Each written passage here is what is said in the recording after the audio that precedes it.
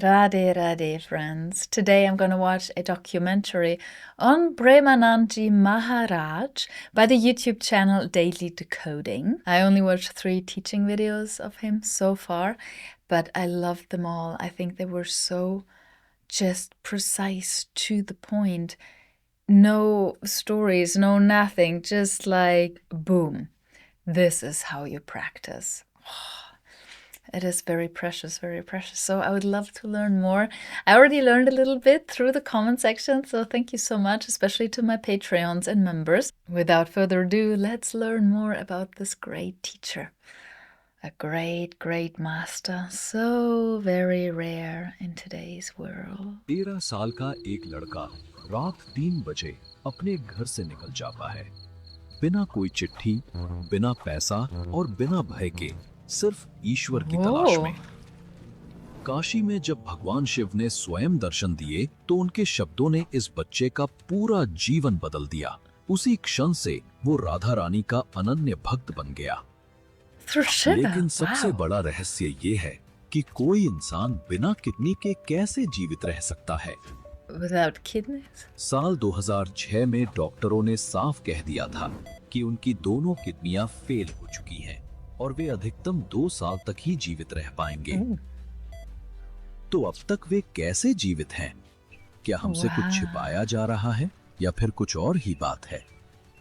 ये कहानी है उस संत की जिसे हिंदू भी मानते हैं और मुसलमान भी, जिसे आम लोग भी पूजते हैं और विराट कोहली जैसे स्टार भी, क्योंकि ये कहानी है अनिरुद्ध पांडे से प्रेमानंद महाराज बनने तक की। Wow. Wow.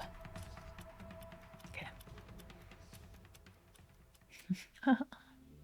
Such a sweet smile. इस महान संत की यात्रा शुरू होती है साल 1969 में, जब उनका जन्म उत्तर प्रदेश के कानपुर जिले के अखरी गांव में एक ब्राह्मण परिवार में हुआ। उनका जन्म का नाम था अनिरुद्ध कुमार पांडे। उनके पिता श्री शंभुनाथ पांडे और माता रमा देवी गहरे धार्मिक विचारों वाले थे। परिवार में साधु संतों का आगमन और सत्संग नियमित रूप से होता था। आध्यात्मिक झुकाव सिर्फ माता पिता तक सीमित नहीं था, उनके दादा भी सन्यासी रह चुके थे और बाद में पिता ने भी सन्यास ग्रहण किया। यही कारण था कि बचपन से ही अनिरुद्ध के मन में ईश्वर भक्ति के बीज अंकुरित हो गए थे। बचपन से ही वे अपनी उम्र के बच्चों से अलग थे। जहां बाकी बच्चे खेलकूद में रुचि लेते, वहीं अनिरुद्ध अपना अधिकतर समय भक्ति गीतों, शास्त्र पठन और ध्यान में बिताते। 5वीं कक्षा तक पहुंचते पहुंचते वे गीता प्रेस गोरखपुर की पुस्तक श्री सुखसागर और अन्य पुराणों का अध्ययन करने लगे थे। घर में जब भी कीर्तन होता, वे पूरे मन से हनुमान चालीसा, सुंदरकांड या श्री कृष्ण गोविंद हरे मुरारी जैसे भजन गाते। सत्संग के दौरान वे अक्सर मन ही मन सोचते, क्या माता पिता का प्रेम सदा रहता है या नश्वर है? एक दिन तो सभी इस संसार से चले जाएंगे, तो फिर मेरा इस दुनिया में कौन है? मैं किसके पास रहूंगा? मुझे किसका सहारा है? धीरे धीरे उनके भीतर एक ही उत्तर स्पष्ट होता गया कि मेरे तो केवल भगवान हैं, उनके सिवा कोई नहीं। 13 वर्ष की आयु में उन्होंने अपने जीवन का सबसे बड़ा निर्णय लिया। जब वे 9वीं कक्षा में उत्तीर्ण हुए, तब उनके मन में ये स्पष्ट हो चुका था कि इस संसार में उनका कोई नहीं सिवाय ईश्वर के।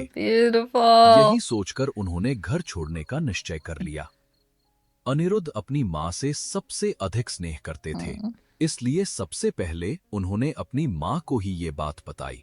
उन्होंने कहा, अम्मा, हमारा मन करता है कि हम घर से भागकर भगवान की प्राप्ति करें।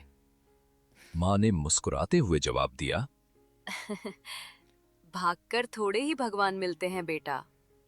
अगर भगवान को पाना है तो बैठकर भजन करो। इस पर अनिरुद्ध ने दृढ़ स्वर में कहा, नहीं अम्मा, हमारा मन है कि हम बाबा जी बन जाएं। ये बात सिर्फ आपको बता रहे हैं। माँ ने सोचा, बच्चा है, किसी संत का सत्संग सुन लिया होगा, इसलिए ऐसे विचार आ रहे हैं। ये सोचकर वो फिर घर के कामों में व्यस्त हो गईं। लेकिन अगले ही दिन प्रातःकाल लगभग 3 बजे, जब पूरा घर गहरी नींद में था, अनिरुद्ध ने चुपचाप अपने माता पिता को प्रणाम किया और घर से निकल पड़े। वे केवल अपने विश्वास और ईश्वर भक्ति के सहारे एक नई यात्रा पर निकल पड़े, That's बिना incredible. किसी साधन, बिना किसी भय के। जब वे घर से निकले तो अपने साथ सिर्फ 4 चीजें लीं: एक गीता, कुशा का आसन, पीतल का लोटा और एक चादर। यही 4 वस्तुएं Amazing. एक सन्यासी जीवन की मूलभूत आवश्यकताएं थीं। उन्होंने ना कोई पैसा लिया, ना अतिरिक्त कपड़े, ना ही खाने पीने का कोई सामान। रात के अंधेरे में वे घर से निकले और लगातार 15 किलोमीटर पैदल चलते रहे।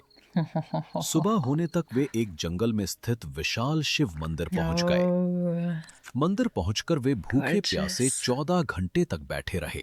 दोपहर के लगभग 12 बजे भूख से हालत कमजोर होने लगी। उन्होंने मन में सोचा, घर पर तो माताजी खिला देती थी, लेकिन यहाँ कौन खिलाएगा? क्षण भर के लिए मन में संशय आया, कैसे होगा, कौन देखेगा? लेकिन अगले ही पल उन्होंने स्वयं से कहा, मर जाऊंगा पर घर वापस नहीं जाऊंगा। निकला हूं तो भागवत प्राप्त करके ही मानूंगा। इतना सोचकर अनिरुद्ध शिवलिंग के सामने ध्यान में मग्न हो गए। तभी एक आवाज ने उनका ध्यान तोड़ा। उन्होंने देखा कि मंदिर के दरवाजे पर एक आदमी खड़ा था। उस व्यक्ति ने कहा, बेटा, यहाँ एक सूरदास स्वामी रहते हैं। क्या तुम्हें पता है वे कहाँ गए हैं? अनिरुद्ध ने शांत स्वर में कहा। मुझे नहीं पता, मैं तो अभी अभी यहाँ आया हूँ। वो व्यक्ति बोला, मैं स्वामी जी के लिए कमंडल में दही लाया था। अब वो है नहीं, तो तुम ही पी लो। मैं इसे वापस नहीं ले जा सकता। ऐसा कहते हुए उसने दही का बर्तन अनिरुद्ध को थमा दिया। अनिरुद्ध ने अपने पीतल के लोटे से 3 से 4 लोटे दही पिया। पेट भर गया, पर दिल और आत्मा दोनों भर गए। वो व्यक्ति तो चला गया, लेकिन अनिरुद्ध वहीं बैठा सोचते रहे। मैंने तो किसी से कुछ नहीं मांगा, तो फिर ये दही ठीक उसी समय कैसे आ गया जब भूख से शरीर टूट रहा था? और तब उस 13 साल के बच्चे को समझ आया, ये कोई संयोग नहीं था, ये भगवान शिव का संकेत था। वे Yes. अकेला नहीं है, हर कदम पर कोई है जो उनका ध्यान रख रहा है। उस क्षण वो 13 साल का Oh, बालक beautiful. शिवलिंग से लिपटकर फूट फूट कर रो पड़ा। ये Oh. आंसू डर के नहीं, बल्कि कृतज्ञता और ईश्वर के साक्षात्कार के आंसू थे। Oh, I दूसरी love ओर that. जब महाराज जी के घर वालों को पता चला कि वे घर से भाग गए हैं, Yeah. तो सब घबरा गए। 3 दिन की तलाश के बाद किसी व्यक्ति ने बताया, एक गोरा सा लड़का वहां मंदिर में बैठा है। इतना सुनते ही पिताजी, बड़े भाई और परिवार के लोग तुरंत वहां पहुंच गए। जैसे ही महाराज जी ने पिता को आते देखा, उनके मन में भय और सम्मान दोनों उमड़ पड़े। वो बचपन से ही पिता की डांट और सख्ती से डरते थे। महाराज जी शांत होकर बैठे रहे। पिताजी ने 2 बार उन्हें खड़ा होने को कहा, पर उन्होंने कोई जवाब नहीं दिया, बस मौन साधे बैठे रहे। तीसरी बार जब पिता ने कठोर स्वर में कहा, मैंने 2 बार कहा, तुमने सुना नहीं, खड़े हो जाओ। तब महाराज जी ने सिर उठाकर दृढ़ता से कहा, हमारी ये जिंदगी अब भगवान के नाम है। हम ना तो घर लौटेंगे, ना आपकी ये बात मानेंगे। चाहे हमें काट डालिए, पर हम घर नहीं जाएंगे। ये सुनकर पिता का हृदय द्रवित हो गया। आंखों से आंसू बह निकले। उन्होंने अपने बेटे को सीने से लगा लिया और भावुक होकर 3 बार बोले, राम राम राम। फिर उन्होंने पुत्र को एक अद्भुत आशीर्वाद दिया। जाओ बेटा, अगर तुम बंजर भूमि पर भी बैठोगे तो वहां फूलों की वर्षा होगी। दुनिया की कोई Wow, शक्ति beautiful. तुम्हारा बाल भी बांका नहीं कर सकेगी। पर याद रखना, So beautiful. अगर कभी किसी की बहन या बेटी की ओर गलत नजर डाली तो फिर तुम्हारा अंत निश्चित होगा। महाराज जी ने हाथ जोड़कर कहा, पिताजी, ये दिन कभी नहीं आएगा। मैं जीवन भर ब्रह्मचर्य का पालन करूंगा और कभी आपका विश्वास नहीं तोड़ूंगा। Wow. उस दिन के बाद महाराज जी अपने माता पिता से फिर कभी नहीं मिले। लेकिन उनके पिता का वो आशीर्वाद आज तक महाराज जी को संभाले हुए है। जीवन में कितनी भी मुश्किलें आईं, लेकिन हर बार भगवान की कृपा से सब ठीक हो गया। Yes. अनिरुद्ध पांडे का अब सिर्फ एक ही लक्ष्य था, ईश्वर की प्राप्ति। इसी उद्देश्य से वे भगवान शिव की नगरी काशी की ओर चल पड़े। Been there. काशी पहुंचते ही उन्होंने सबसे पहले नैष्ठिक ब्रह्मचर्य यानी आजीवन ब्रह्मचर्य का व्रत लिया। उन्हें नाम मिला आनंद स्वरूप ब्रह्मचारी, और बाद में जब उन्होंने पूर्ण संन्यास ग्रहण किया तो उन्हें स्वामी आनंदाश्रम की उपाधि प्रदान की गई। उन्होंने काशी के प्रसिद्ध तुलसी घाट को अपनी तपोस्थली बनाया। तुलसी घाट पर स्थित एक प्राचीन पीपल के वृक्ष के नीचे वे निवास करते थे और वहीं दिन रात गहरी साधना में लीन रहते। ये वही घाट था जहां महान संत तुलसीदास जी ने भी अपना समय बिताया था, और रामचरितमानस के कई अमर अंशों की रचना इसी पवित्र भूमि पर की थी। Okay. रात में वे उसी पीपल के पेड़ के नीचे सोते। जमीन ही उनका बिछौना और आकाश ही उनकी छत थी। So fortunate. कंबल की जगह वे गेहूं की पुरानी बोरियां ओढ़ते, और कड़ाके की ठंड की रातों में भी यही उनका एकमात्र आश्रय होता था। महाराज जी की दिनचर्या की बात करें तो अत्यंत सख्त और अनुशासित थी। उनका दिन रात के 2 बजे शुरू हो जाता था। पहला गंगा स्नान सुबह 3 बजे, दूसरा दोपहर 12 बजे और तीसरा शाम 6 बजे। कड़ाके की ठंड हो, तपती गर्मी या मूसलाधार बारिश, उन्होंने गंगा स्नान कभी नहीं छोड़ा। ये उनका नियम था, उनकी साधना का अभिन्न हिस्सा। स्नान के बाद महाराज जी तुलसी घाट लौटकर पीपल वृक्ष के नीचे आसन लगाते और फिर गहन ध्यान में लीन हो जाते। वही उनका मुख्य साधना काल होता था। दोपहर के स्नान के बाद वे भिक्षा के लिए निकलते, पर उनकी भिक्षा मांगने की विधि भी निराली थी। वे अन्य भिखारियों की पंक्ति में बैठ जाते, सिर्फ 10 से 15 मिनट तक प्रतीक्षा करते। यदि उस दौरान किसी ने कुछ दे दिया तो स्वीकार, और यदि नहीं दिया तो वे गंगा जल पीकर भगवान का ध्यान करते हुए शांत भाव से उठ जाते। सबसे बड़ी बात तो यह है कि महाराज जी का पूरा जीवन आकाश वृत्ति पर आधारित था। इसका मतलब है बिना मांगे अपने आप जो मिल जाए उसी से जीवन यापन करना।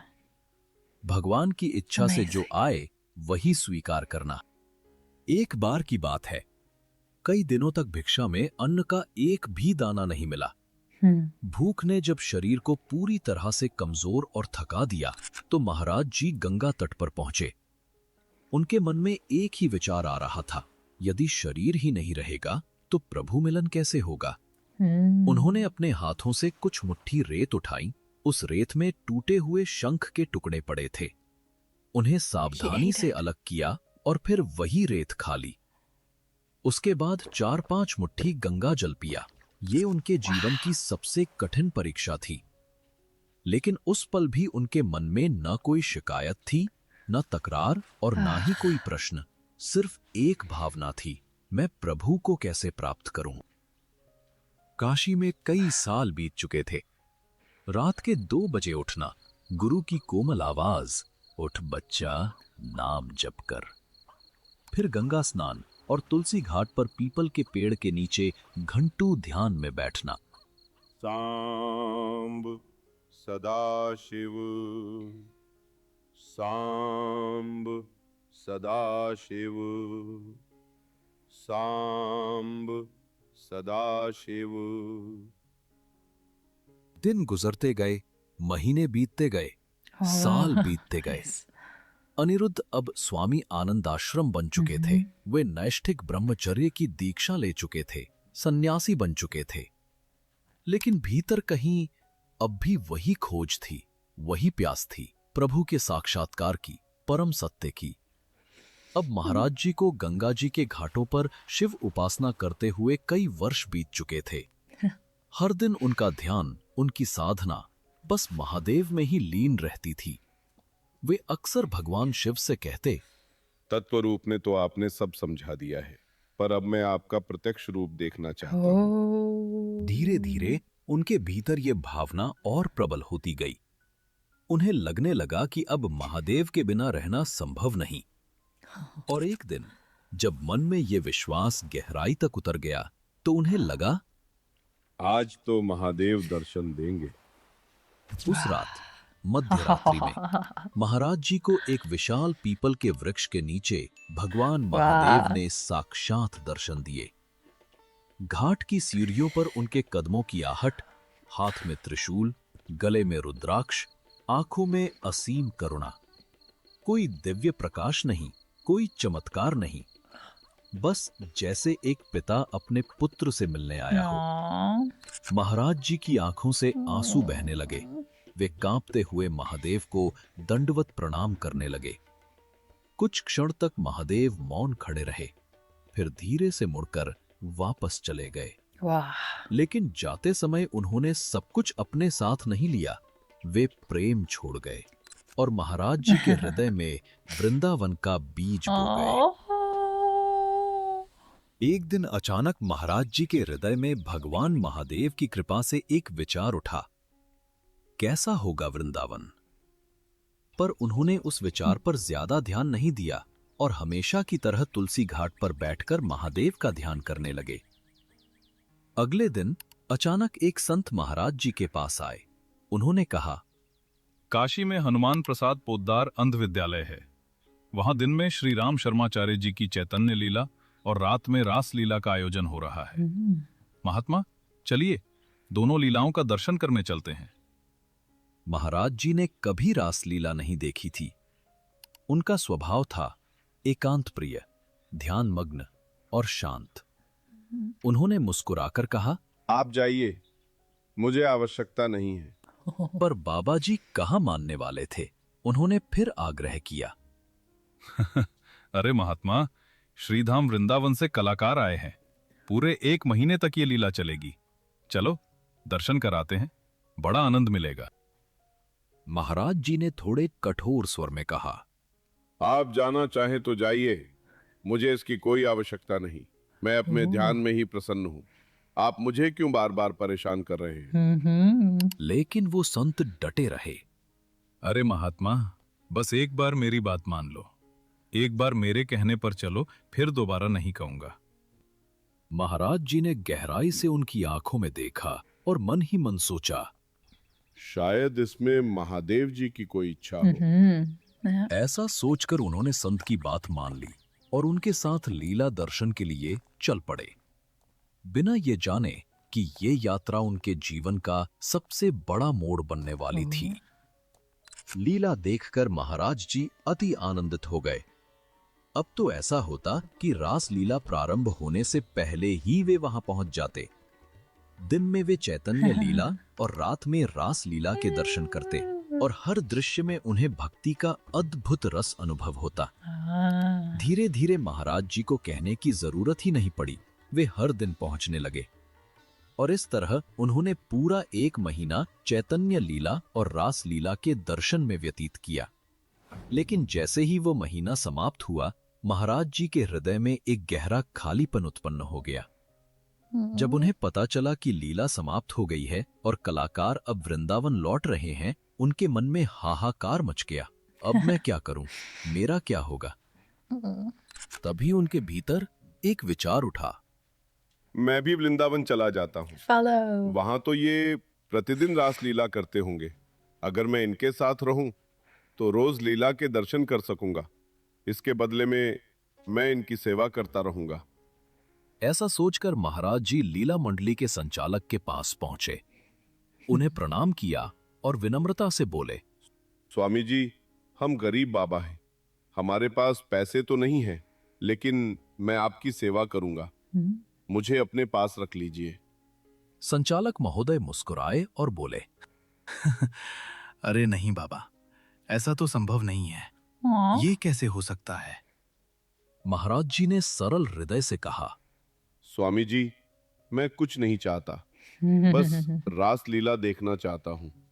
ये सुनकर संचालक महोदय ने प्रेम पूर्वक कहा, बाबा, तुम बस एक बार वृंदावन आ जाओ। बिहारी जी तुझे छोड़ेंगे नहीं।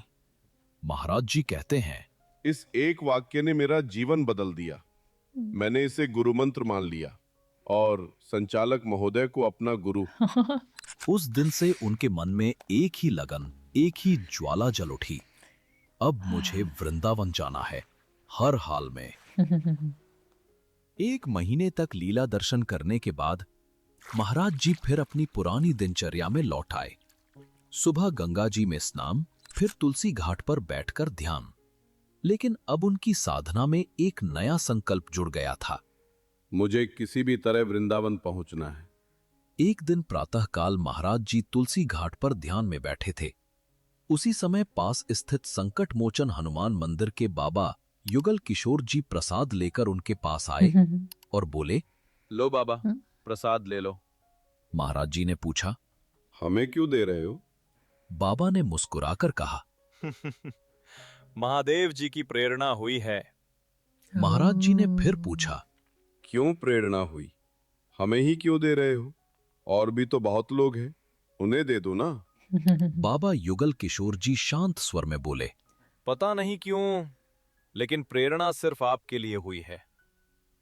जब महाराज जी ने देखा कि ये भावना निष्काम और सच्ची है, तो उन्होंने विनम्र भाव से प्रसाद स्वीकार कर लिया।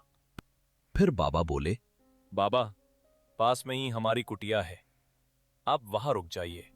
महाराज जी ने कहा, नहीं, हमारा नियम है कि हम किसी गृहस्थ के दरवाजे नहीं जाते। आकाश वृत्ति से जो मिल जाए वही पर्याप्त है। बाबा ने तुरंत कहा, अरे नहीं महाराज, हम गृहस्थ नहीं हैं, हम भी बाबा जी हैं। उनकी सादगी और भक्ति देखकर महाराज जी उनके साथ चल पड़े। कुटिया गंगा जी के बिल्कुल किनारे पर थी।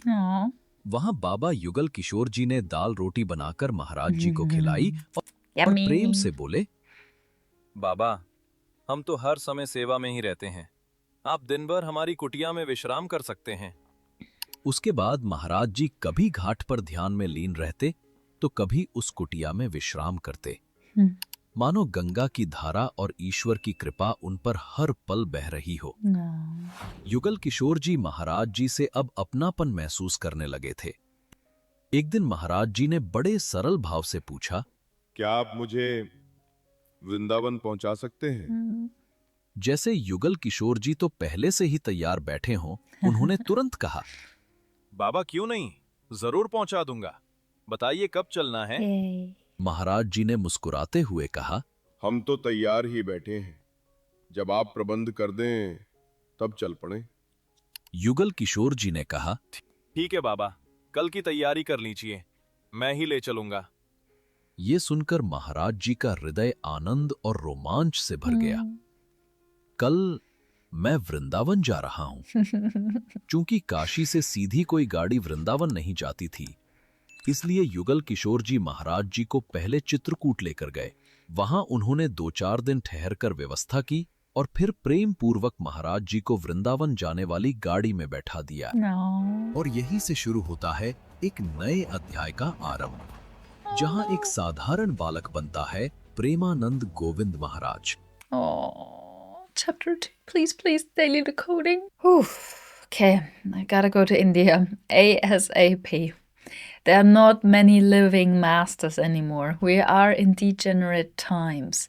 So if we come across one, we gotta take the chance. Make a connection. If you met him, please let me know in the comment section. I would love to hear. Or if you're planning on seeing him. And if he's still residing in Vrindavan, does he give talks publicly regularly? It's important. In my opinion, from my Tibetan Buddhist background, when I was in Nepal, especially living 2 years, whenever there was a master there, I made sure I was in his presence, and received blessings. And so this is a great motivation to come back to India. However, I wonder if he maybe travels the world too and gives talks, maybe here in Canada too. That would be so we would be so fortunate. So it looks like he came with lots and lots of karmic momentum into this lifetime as a young child, born into a devoted family. His grandfather sannyasi, his father is sannyasi, And yeah, being surrounded. And then all the, imprints, they ripen once again. And yeah, he was not really involved in school, etc. He would prefer studying, or not in school, but like games and stuff with friends. But he would prefer studying. And then, if I'm not mistaken, at the age of 13, in the middle of the night, 3 a.m., he left home. And he walked like 15 kilometers to a temple where he sat down. And then once he was so hungry, somebody came and fed him. Yeah, the blessings of the Lord. A true practitioner will never starve. I heard once that's also from the Tibetan tradition. A true yogi will never starve, because you will always have the blessings from the divine. Always the blessings from the Buddhas, Bodhisattvas, or from God himself. So then he ended up in Kashi. How far was his hometown from Kashi? And yeah, I mean, what a holy place it is. And then Lord Shiva himself appeared there in front of him after, hours and hours, years of dedication and meditation and prayer and bathing in the Ganga and drinking the water from the Ganga if he didn't receive any food. Wow. Oh, these beings, yeah. Looks like he was a little bit tempted to stay in meditation and enjoy the bliss, even when somebody else came and asked him to come to, witness a lila, a play. Yeah. But then he went and, there was a connection, and he felt so drawn to follow them, to go to Vrindavan. I've never been. I've been to India twice, but I've never been there. Not yet. But yeah, if I have the merit in this lifetime, I would love to go. Definitely. Let me know if you've been there. And yeah, I'm going to leave you here. The cat is crying in the background. I don't know if you can hear him, but he wants some attention now. So yeah. May you be blessed, friends. Radhe, Radhe.